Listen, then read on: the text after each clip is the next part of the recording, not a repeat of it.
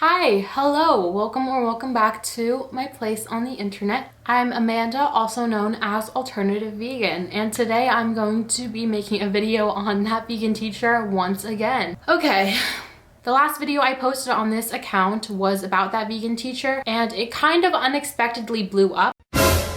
A lot of people did not like that video. It was completely outratioed with dislikes. Well, I do agree with some of That Vegan Teacher's content, as I made clear in my last video. I cannot say that I support her overall. I decided to make a video breaking down my critiques of her content because I think a lot of people are criticizing her for the wrong reasons. And I strongly believe in having a multifaceted approach when we're looking at people instead of solely criticizing them. I think it's important to look at both the positives and the negatives. So anyway, there are three main issues that I have with her. The first one being white veganism. White veganism is a term that we use in the vegan animal rights activism world, and it does not mean vegans who are white. Basically, white veganism is single issue veganism or non-intersectional veganism. So it's those vegans that disregard any human oppression to the point where it is harmful to their activism. It's really problematic because it opens a door for things like racism, sexism, homophobia, etc., etc.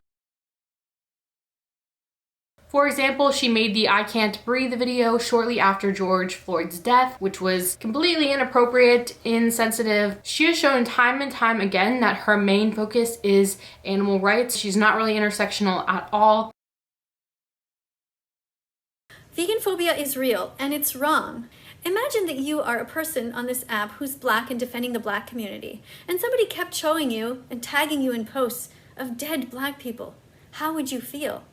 You would know that this is racist. Same if you're a member of the LGBTQ community and they did the same thing, right? So now we animal rights activists are defending the billions of animals. They're all behind us and around us and surrounding us. You just don't see them, but we are their representatives. And when you show us repeatedly and tag us in these posts of them being hurt and murdered and stabbed, it's the same thing. It's not okay. There actually has been an established term for aversion against vegans and vegetarians since I believe 2007 or 8, I think. That term is vegaphobia. It is a real thing. It's been in like peer-reviewed articles and whatnot. The way that she's using the term veganphobia, which she describes as basically oppression of vegan activists, it's just not okay because she's putting, animal rights activists and vegans on the same level as oppressed groups in our society. There's a lot of things like bullying that happens to vegan kids, and I think that's completely wrong and disgusting. However, I would not say that discrimination is the same thing as systematic oppression, and vegans are not systematically oppressed. I do not think it's okay that she keeps using that word. She's one of those people that says no excuse for animal abuse, even though there are valid reasons why some people cannot be fully plant-based. There's no excuse for animal abuse. Not religion, not an eating disorder, not peer pressure, not your monetary status. Don't eat animals, don't buy their bodies, don't steal their milk, their blood, or their honey.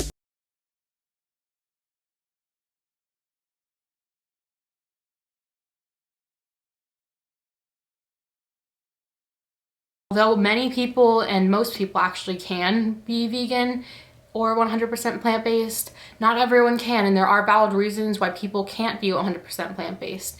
And her failing to acknowledge that is very problematic. My second issue with her is her ineffective activism tactics and strategies.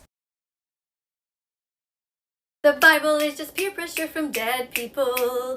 Use your critical thinking skills, be reasonable. The Bible is just peer pressure from dead people.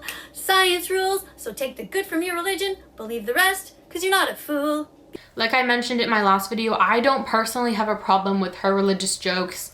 I'm also atheist, she's atheist. I used to be Christian, so I think they're kind of funny. However, I think using religion the way that she does upsets a lot of people. If the way that she's going about it is causing people to not get the vegan message and to just be upset with her comments, then I don't think it's effective at all. I don't know why she continues to use religion or her God arguments instead of simply saying, no religion mandates eating meat. I just don't understand why she keeps bringing it up when it's not effective, obviously. Another issue, I just think that she has a lack of sensitivity as a whole to important issues. A lot of times I think she's so focused on saving animals and getting the animal rights activist message across that she doesn't really consider the impact of her words and how she uses her words and how they are going to affect other people and whether or not it's going to be effective what she's doing. Those are the main problems I have with her. I did want to quickly address some things that I do not think are problematic with her that I've seen a lot of people point out. One thing that people say a lot is that she forces her opinions. The truth of the matter is that no one can physically make you go vegan through TikTok. You can choose to block her or to scroll away if you see her on your For You page. You don't have to watch her.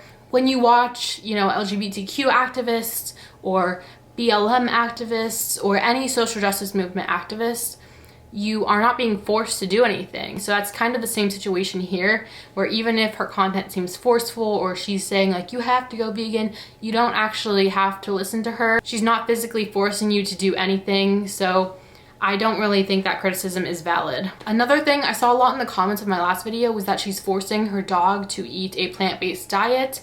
I don't find this problematic because she has stated multiple times that her vet knows about her dog's diets. It was approved by her veterinarian. She feeds her dog a plant-based brand of dog food. Like, there's a whole company that compiled the nutrients that dogs need into a brand of plant-based dog food. So she literally just buys that to feed her dog. If it's approved by her vet knows what she's doing. She's using a recommended formula by vets. Like, I don't see anything wrong with that. I don't know why people are so concerned about this when they're not even vets themselves. Like, it's just really weird. As a closing statement, I do want to say that it's very important that we are criticizing people for valid reasons instead of just attacking them for every single thing they do or every single thing about them just because we don't like them. That is all for this video. Let me know down below what you thought of this video. If you liked it, click the like button, comment down below, and subscribe if you want to see more of my videos. I hope you have a good day, and I will see you next time. Peace out.